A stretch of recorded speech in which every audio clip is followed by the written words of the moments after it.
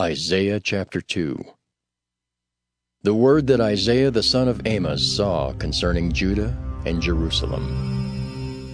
And it shall come to pass in the last days that the mountain of the Lord's house shall be established in the top of the mountains, and shall be exalted above the hills, and all nations shall flow unto it.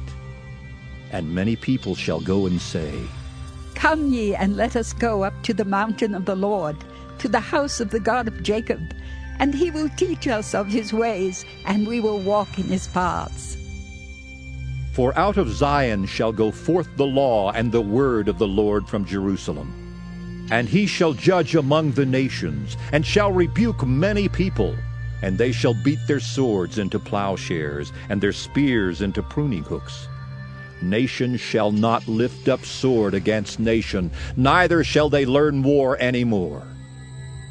O house of Jacob, come ye, and let us walk in the light of the Lord.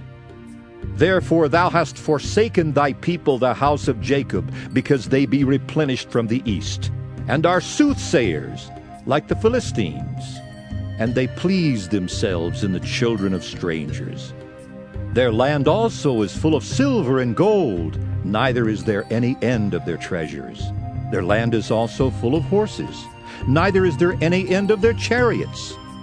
Their land also is full of idols. They worship the work of their own hands, that which their own fingers have made. And the mean man boweth down, and the great man humbleth himself. Therefore forgive them not.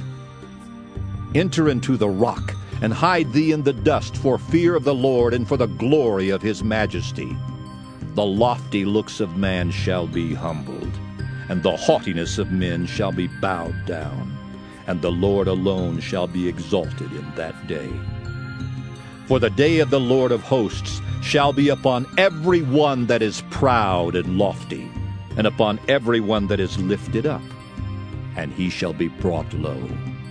And upon all the cedars of Lebanon that are high and lifted up, and upon all the oaks of Bashan, and upon all the high mountains, and upon all the hills that are lifted up, and upon every high tower, and upon every fenced wall, and upon all the ships of Tarshish, and upon all pleasant pictures.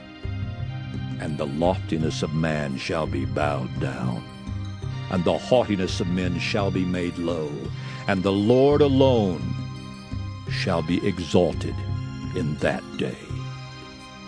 And the idols he shall utterly abolish, and they shall go into the holes of the rocks, and into the caves of the earth for fear of the Lord, and for the glory of his majesty when he ariseth to shake terribly the earth. In that day a man shall cast his idols of silver and his idols of gold, which they made each one for himself to worship, to the moles and to the bats, to go into the clefts of the rocks, and into the tops of the ragged rocks for fear of the Lord and for the glory of his majesty, when he ariseth to shake terribly the earth. Cease ye from man, whose breath is in his nostrils, for wherein is he to be accounted of?